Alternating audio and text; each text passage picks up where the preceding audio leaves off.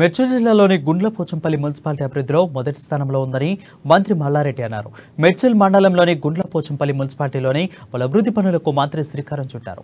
ఈ సందర్భంగా మున్సిపాలిటీ అభివృద్ధి లక్ష్యంగా పార్టీలకు అతీతంగా అన్ని వార్డుల్లో సీసీ రోడ్లు, అండర్ గ్రౌండ్ డ్రైనేజీ, విద్యుత్ స్తంభాల ఏర్పాట్లకు పనులు చేయడం జరిగిందని మంత్రి అన్నారు. మున్సిపాలిటీల అభివృద్ధి కోసం ప్రత్యేక నిధులు కేటాయిస్తున్న మున్సిపల్ మంత్రి కేటీఆర్ కు ధన్యవాదాలు తెలిపారు. సీఎం కేసీఆర్ పాలనలో ప్రతి ఇంటికి ప్రభుత్వం సంక్షేమ పథకాలు చేరుతున్నాయని మంత్రి మల్లారెడ్డి అన్నారు.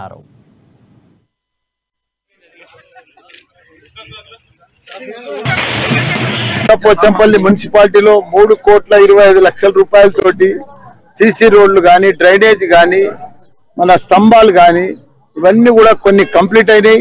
కొన్ని కొత్తగా భూమి పూజ కూడా చేసుకున్నాం. దానికి మా చైర్మన్ కానీ, మా వైస్ చైర్మన్ కానీ, మా కౌన్సిలర్ కానీ, మా కోఆప్షన్ మెంబర్స్ కానీ, స్థానిక నాయకులు కానీ, మా అక్క చెల్లెళ్ళు కానీ పెద్ద ఎత్తున తరలొచ్చి మాకు అన్ని రకాల కూడా గుండ్లపోచంపల్లి మా ఇంటి పుట్టు చుట్టూ రోడ్లు అవుతున్నాయి, డ్రైనేజ్ అవుతుంది, కరెంటు ఎలోజిన్ లైట్లు వచ్చినాయి.